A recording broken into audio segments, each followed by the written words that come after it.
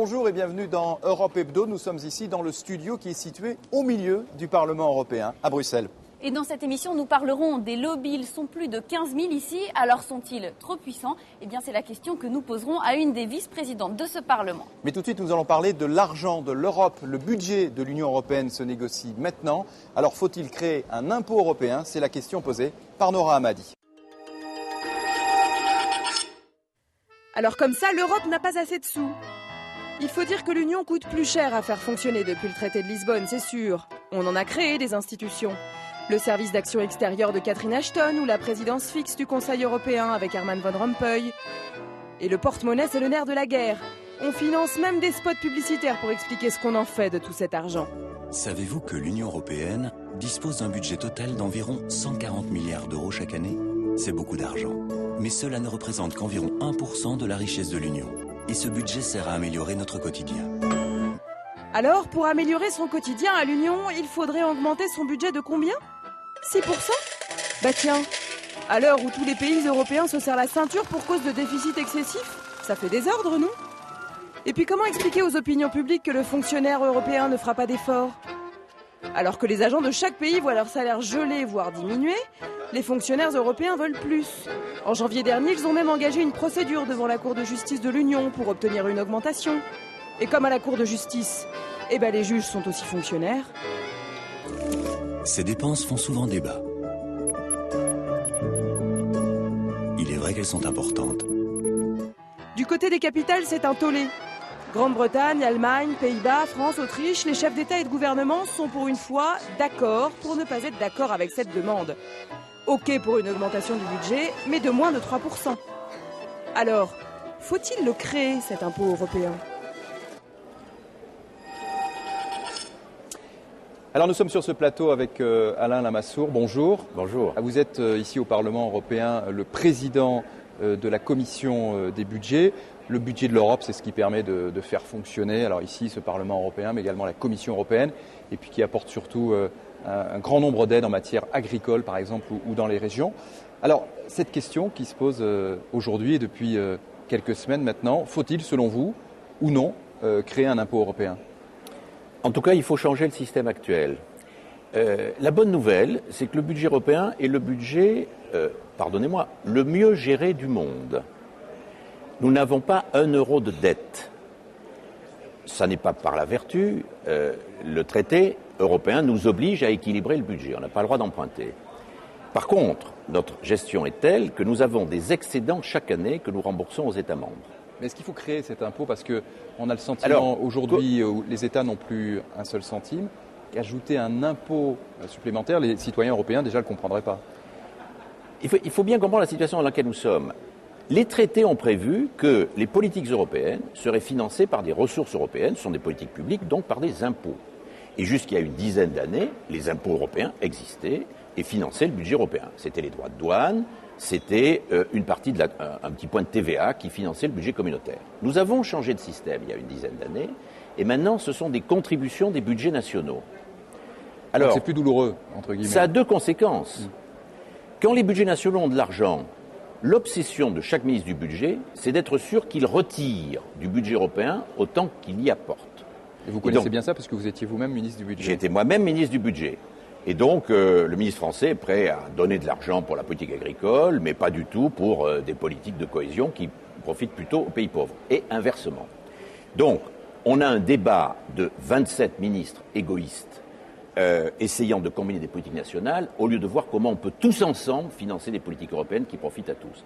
Et dans la situation où on est aujourd'hui, où tous les budgets nationaux sont ruinés à cause de la mauvaise gestion dans les États membres, alors à ce moment-là, ils ne peuvent plus payer les politiques européennes. Or, nous avons besoin des politiques européennes.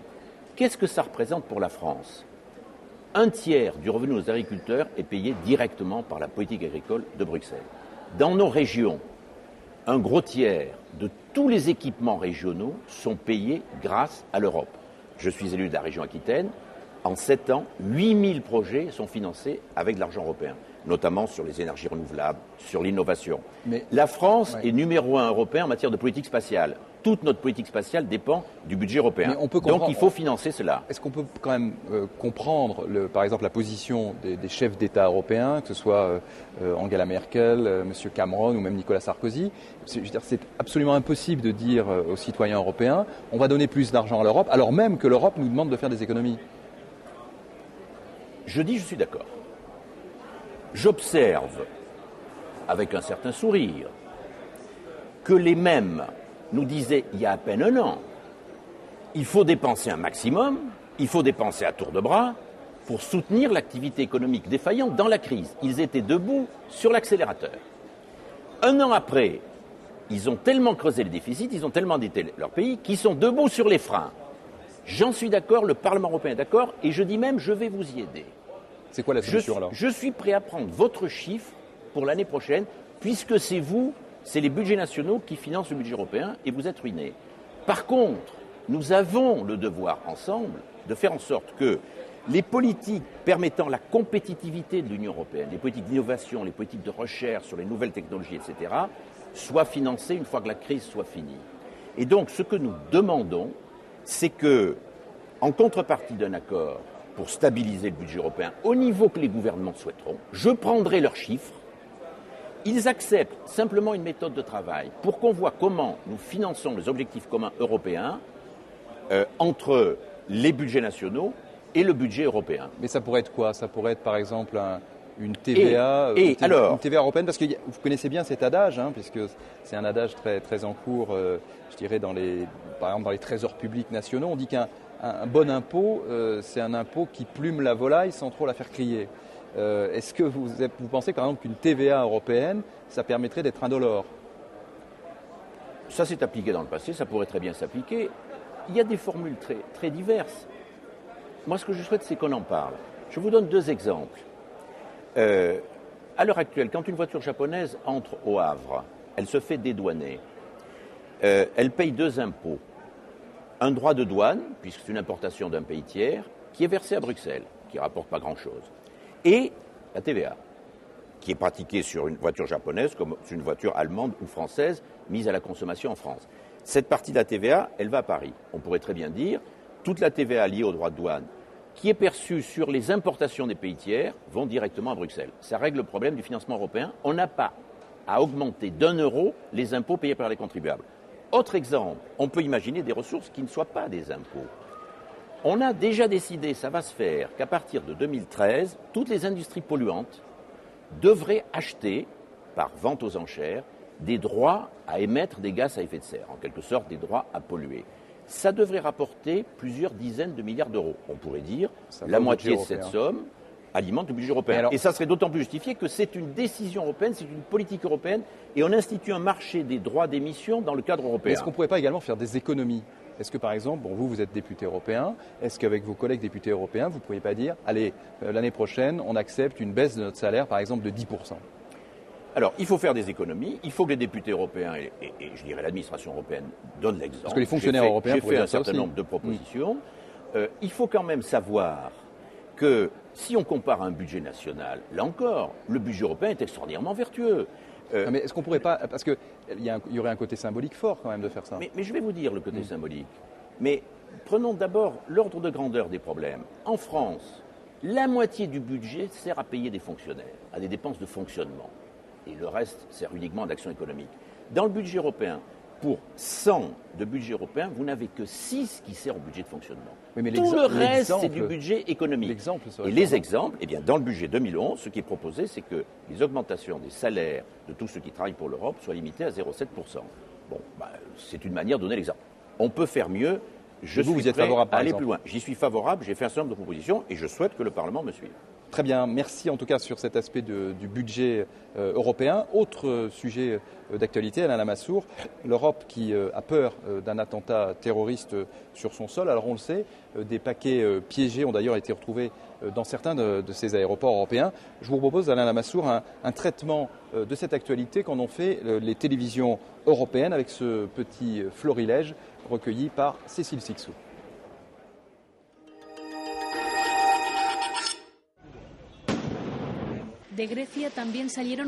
Des colis piégés provenant de Grèce et destinés à Nicolas Sarkozy, Angela Merkel et Silvio Berlusconi ont été trouvés.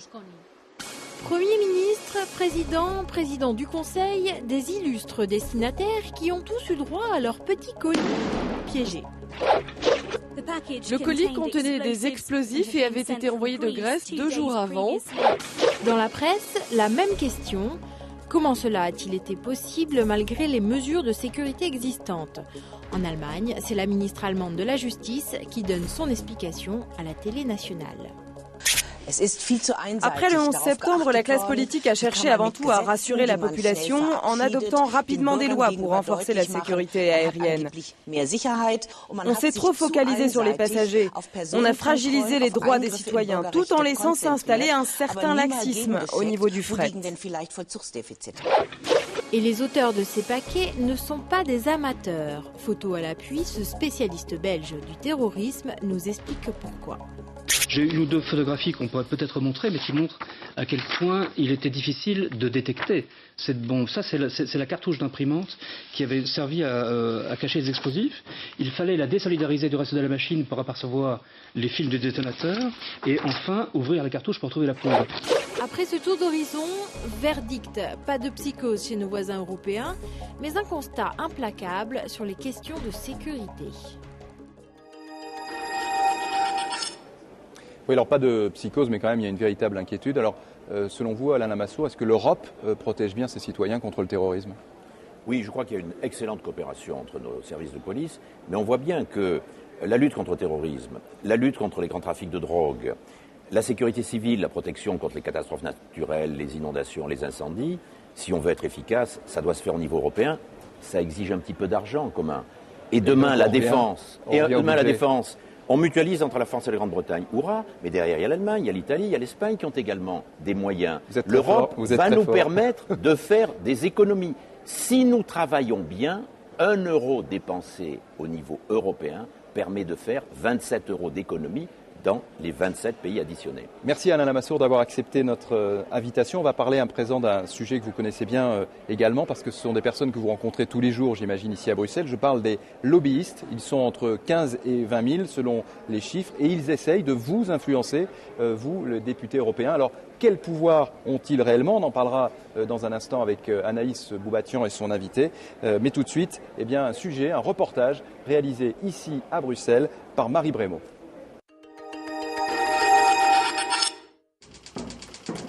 Bruxelles, 9h du matin. La journée marathon commence pour Stéphane de Sellas, lobbyiste, et son client Paul Copty, agent d'assurance. 5 réunions au total aujourd'hui. Les deux hommes doivent rencontrer des députés européens. L'objectif de notre journée de réunion, c'est de la sensibilisation. D'ici quelques mois, ils vont être saisis de la proposition. Donc plus on les sensibilise en amont, plus ça permet de faire déjà passer un certain nombre de messages. Paul Copty souhaite faire entendre sa voix à quelques mois de la révision d'une directive qui régit la profession d'assureur. Pour cela, il a fait appel à Stéphane, 15 ans d'expérience dans les affaires européennes. Il détient le sésame des lieux du pouvoir, ce qui lui permet d'atteindre les décideurs. Voilà, moi j'ai le badge permanent, qui permet donc d'accéder librement aux locaux du Parlement. Ils sont des milliers de lobbyistes à posséder de tels badges pour le Parlement européen ou la Commission. C'est aussi le cas de Marco Contiero qui travaille pour l'ONG Greenpeace. Arpenter les couloirs, attendre les politiques fait partie de son quotidien. Aujourd'hui, il tente de sonder les intentions d'une députée travailliste au sujet des OGM. Also, what is your position? Whether you already had debates about it in the committee? The Agri Committee is an opinion-giving one, while the Envy Committee is the lead. There's been no debate so far. I'm not sure when it's scheduled. Pour l'instant, le Parlement européen est en train de suivre le sujet des OGM. Et donc, ce qu'on est en train de faire est de rencontrer le député européen pour leur donner toutes les infos qu'on a sur ce sujet-là, pour avoir un débat, pour comprendre ce qu'ils pensent, ce qu'ils croient. On essaye toujours de convaincre les députés qu'on rencontre parce qu'on pense d'avoir beaucoup d'informations qui sont très intéressantes. Très vite, la discussion continue sans caméra. Certains politiques sont plus à l'aise que d'autres quand il s'agit des groupes de pression. Quelques mètres plus loin, dans le bureau de Pervenche Berès, face à la présidente de la Commission des Affaires sociales, l'agent d'assurance joue carte sur table. Et donc aujourd'hui, on sent bien que la nouvelle directive, on va essayer de voir si on ne peut pas améliorer certaines choses. Conserver la transparence, ça reste fondamental, et la protection du consommateur, mais peut-être essayer aussi de bien jouer sur l'égalité de traitement des canaux de distribution. 20 minutes de discours bien rodés. Ça va arriver tout doucement au Parlement, et là, à ce moment-là, on se permettra peut-être de reprendre contact avec vous. Voilà. Au cœur même de la démocratie, le rôle du législateur, c'est bien celui de tenir compte des différentes prises de parole, des différents lobbies, justement. Et donc, s'ils ne sont pas équilibrés dans leur représentation, dans leur capacité à frapper à votre porte, eh bien, il y a un risque de distorsion. Tout citoyen, un peu comme aux États-Unis, a le droit de faire entendre sa voix auprès des élus et des pouvoirs publics. Or, il y a souvent des réticences culturelles, financières aussi, pour des questions financières. Tout le monde peut avoir des difficultés à se faire représenter. C'est le cas en justice. Dans ce cas-là, on fournit un avocat commis d'office. Pourquoi pas, dans le lobbying, fournir un lobbyiste commis d'office, financé par les pouvoirs publics et qui permettrait ainsi à toutes les causes d'être défendues. En 2008, dans un souci de plus grande transparence, la Commission a mis en place un registre où sont invités à s'inscrire tous les représentants d'intérêt qui cherchent à influer sur l'élaboration des politiques européennes. Cela implique de se déclarer, mais également de dévoiler les sommes dépensées pour faire valoir sa cause. À ce jour, 3198 groupes d'intérêt sont inscrits, alors que l'on dénombre environ 20 000 lobbyistes à Bruxelles. Ce qu'il faut, c'est vraiment un enregistrement obligatoire qui oblige tous les acteurs à déclarer vraiment ce qu'ils dépensent pour le lobbying à Bruxelles. Actuellement, il n'existe aucun contrôle des données fournies par les lobbies. On est dans une situation où sur les 50 plus grosses entreprises européennes, par exemple, 20 ne sont pas présentes dans le registre des lobbies. Et sur celles qui sont présentes, notamment les plus grosses entreprises européennes, comme les entreprises pétrolières comme Shell, BP, elles déclarent moins pour leur lobbying à Bruxelles que certaines ONG. Certaines voix, y compris au sein de la Commission, commencent à s'élever contre la surreprésentation de certains groupes de pression. Michel Barnier, commissaire européen chargé des services financiers, a fait part de sa volonté de réduire l'influence du lobby de l'industrie financière auprès des institutions européennes. Voilà pour ce reportage de Marie Brémaud et pour parler de ce sujet des lobbies ici à Bruxelles, nous accueillons Isabelle Durand. Isabelle Durand, bonjour. Vous êtes vice-présidente de ce Parlement, vous êtes belge et vous êtes députée européenne, membre du groupe des Verts. Alors quand vous voyez ce sujet, quand on voit clairement les lobbies travailler avec les députés, je pense que vous vivez ça au quotidien, mais finalement, est-ce que c'est quelque chose qui vous choque ou vous faites avec ? On fait avec, et je pense que ce n'est pas en soi une mauvaise chose. Comme le disait très bien Pervenche Berès, ce n'est pas une mauvaise chose que des organisations et même peut-être des industries fassent entendre leur voix en amont d'un texte que nous allons discuter au Parlement. De même, ils font la même chose par rapport à la Commission européenne pour essayer d'infléchir les textes. Ce n'est pas anormal que des groupes de citoyens essayent d'influencer la décision. Ceci dit, il faut quand même toujours se dire que le parlementaire ou le commissaire qui reçoit ces lobbyistes, c'est à lui qu'il appartient de faire son propre point de vue. On n'est jamais, évidemment, dépendant à 100% de celui qui vient vous parler. Alors, pour qu'on comprenne bien, parce qu'il y a quand même beaucoup de fantasmes aussi autour de ce sujet des lobbies, on dit par exemple qu'il y en a qui écrivent carrément des directives européennes. Est-ce que ça, c'est quelque chose que vous constatez ou que vous avez pu constater ? Il y en a qui écrivent en tout cas des morceaux de directives, qui écrivent des amendements. Certains nous proposent des amendements tout faits. De nouveau, je veux dire, un parlementaire qui accepte un amendement tout fait écrit par un lobby, c'est un peu bizarre. Je veux dire, l'amendement, c'est lui qui doit l'écrire. Qu'il s'inspire peut-être de certains avis selon son projet politique, son avis sur telle ou telle directive, ce qu'il faut faire selon qu'il est de droite, de gauche, du centre ou d'ailleurs. Ça, c'est son droit et c'est la politique. Mais c'est vrai qu'il faut résister aussi à ce travail qui vous vient tout cuit. C'est très suspect. Moi, quand je reçois des lobbyistes qui me proposent un amendement tout fait, je commence déjà par me dire, aïe, attention. Mais est-ce que c'est facile, justement ? Est-ce qu'il n'y a pas un rapport déséquilibré entre ces groupes de pression et finalement ce député peut-être un peu seul face, c'est quand même des grands groupes.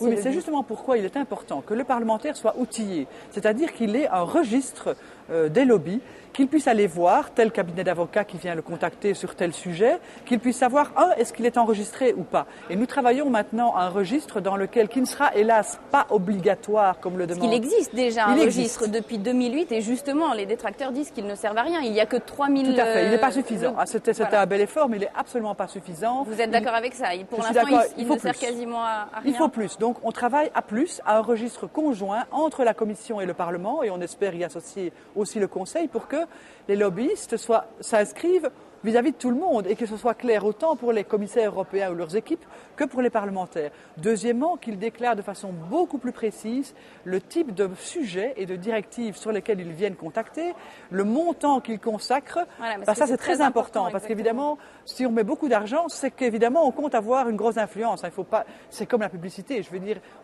on dépenserait pas tant d'argent dans la pub si on ne savait pas, si on n'était pas sûr que ça avait un effet. Il y en a qui mettent beaucoup d'argent. Je crois que le CAC 40 dépense plus de 8 millions. Absolument. Chaque année. Donc on va demander par tranche et ils vont voir préciser le montant qu'ils consacrent au lobbying en fonction du sujet sur lesquels ils contactent soit le parlementaire, soit la commission. Et puis par ailleurs, cet instrument, on va le faire évoluer chaque année parce que je pense aussi qu'il est important que les groupes de pression, alors il y a les bons et les moins bons, selon qu'on est de l'industrie ou du monde des ONG, on trouve que les uns sont bons et les autres sont pas bons. Soit. Oui, parce que c'est important de le préciser, il y a aussi des ONG qui Bien défendent... entendu, et donc moi j'aurais tendance peut-être à dire qu'une ONG, elle fait entre guillemets un meilleur lobbying que... Peu importe, il n'est pas illégitime qu'une industrie le fasse, mais qu'elle le fasse de façon transparente. Mais il sera obligatoire ce registre, parce qu'en fait c'est ça la question. Est-ce qu'il sera obligatoire? Alors il ne sera pas complètement obligatoire parce qu'il semble que d'un point de vue légal, il y a des difficultés à avoir un registre vraiment obligatoire. Par contre, il s'appellera registre de la transparence. Autrement dit, déjà il est un peu culpabilisant pour ceux qui s'y inscrivent pas, parce que ça veut dire qu'eux seraient les partisans de l'opacité. Vous pensez que ça peut marcher? Je pense que ça peut, en tout cas c'est une étape, on fera pas tout bien d'un coup, mais on franchit une étape importante d'un registre commun, d'un registre beaucoup plus précis dans ce qu'il demande, d'un registre qu'on va évaluer chaque année et qu'on va évaluer aussi avec, comme on l'a dit, les stakeholders, c'est-à-dire tous ceux qui sont les pourvoyeurs de ce registre, mais aussi avec les utilisateurs du registre. On va aussi en informer les parlementaires, parce que c'est bien d'avoir un registre, même obligatoire, mais il faut qu'il soit utilisé. Si les parlementaires ne vont pas voir qui est inscrit, ça ne sert strictement à rien. Alors Isabelle Durand, on s'interrompt un instant parce que quelqu'un a une question à vous poser, c'est Natacha Singonti. Elle travaille pour l'ONG Alter EU qui milite pour plus de transparence justement et d'éthique en matière de lobbying. On l'écoute.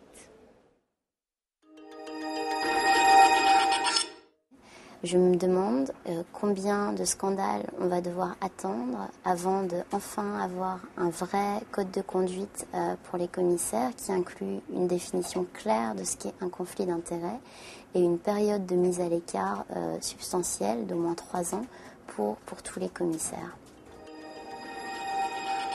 Alors Isabelle Durand, est-ce qu'il faut vraiment une réglementation claire pour lutter contre ces conflits d'intérêts? Oui, je pense qu'il faut aller plus loin. Et donc déjà le registre lui-même, il y aura un système de plainte et d'exclusion de lobbyistes. Donc ici elle parle des commissaires, mais je parle d'abord des lobbyistes. On aura un système de plainte qui permettra d'exclure des lobbyistes qui ont, je dirais, pas respecté un code de conduite, des règles auxquelles ils doivent souscrire en s'inscrivant. Donc c'est déjà beaucoup mieux puisqu'ils doivent souscrire. C'est prochainement. Donc, on a un accord entre vice-président et commission qui se termine.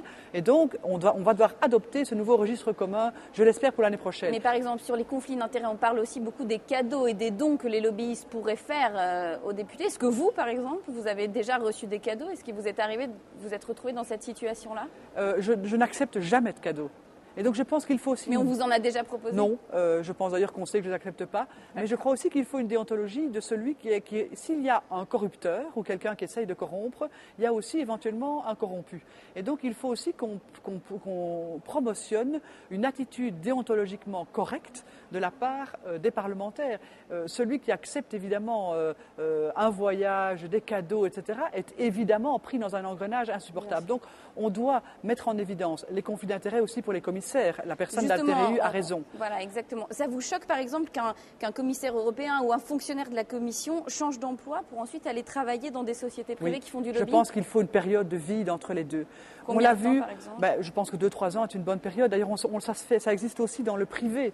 Donc il est tout à fait normal qu'on protège les institutions publiques comme la Commission européenne ou le Parlement européen contre un lobbyisme qui se fait finalement par les gens eux-mêmes, par les commissaires ou les parlementaires eux-mêmes. On l'a fait d'ailleurs pour une commissaire. Vous vous en rappelez, au moment de la désignation de la Commission européenne, on a exclu une commissaire dont je ne me rappelle plus de la nationalité, mais qui avait un lien par son mari, puis elle n'avait pas tout dit d'ailleurs non plus quand elle s'était présentée. Donc on doit être très très vigilant à ça et avoir des règles plus strictes. Alors moi, je n'ai pas pouvoir, là, comme vice-présidente du Parlement européen, d'imposer à la Commission de dire jamais vous ne prendrez un commissaire qui, depuis 3 ans, n'est pas loin d'une série de secteurs dans lesquels il a travaillé précédemment. Ça, c'est aussi évidemment le choix des États membres qui désignent ou qui proposent les commissaires au président de la Commission. Mais on doit aller plus loin. Donc on franchit une étape ici. C'est un travail permanent. Je ne crois pas du tout que parce qu'on aura un meilleur registre, j'en suis certaine, qu'on aura fini avec tous les problèmes. Parce qu'en plus, il y a une espèce d'ingénierie, c'est-à-dire dès qu'on fait une règle, il y a ceux qui essayent de contourner la règle. Et donc on devra sans cesse remettre l'outil sur le métier pour pouvoir lutter contre un lobbyisme indécent, inacceptable, contre le conflit d'intérêts et en même temps permettre une discussion et un échange sur les sujets qui n'est pas illégitime. Vous avez encore beaucoup de travail. C'est un travail permanent. Merci beaucoup Isabelle Durand d'avoir été avec nous pour parler de ce sujet passionnant des lobbies ici à Bruxelles. Et maintenant, comme chaque semaine, c'est l'Europe au bout du fil. Un service de la Commission européenne répond à toutes vos questions. Et cette semaine, c'est Judith de La Rochelle qui pose cette question. Mon entreprise va lancer un nouveau produit qui sera commercialisé dans toute l'Union européenne. Comment empêcher mes concurrents européens d'utiliser la marque de mon produit? On écoute tout de suite la réponse d'Europe Direct. Bonjour Judith. Au lieu d'enregistrer votre marque dans chaque pays de l'Union européenne, vous pouvez faire une seule demande d'enregistrement d'une marque communautaire auprès de l'Office européen de l'harmonisation du marché intérieur qui est basé en Espagne, mais l'enregistrement peut être fait en ligne. L'enregistrement de la marque vous permettra ensuite d'empêcher vos concurrents de faire utilisation du nom de la marque dans toute l'Union européenne et ça pendant 10 ans. Voilà, et si vous aussi vous posez n'importe quelle question sur la vie quotidienne en Europe, eh bien vous pouvez appeler Europe Direct au 00 800 6789 10 11. Voilà, c'est facile à retenir et l'appel est en plus gratuit d'un poste fixe. Voilà, c'est la fin de cette émission. Merci d'avoir été avec nous. On se retrouve la semaine prochaine ici à Bruxelles pour de nouvelles aventures européennes. Et en attendant, très bonne suite des programmes sur les chaînes parlementaires, bien sûr.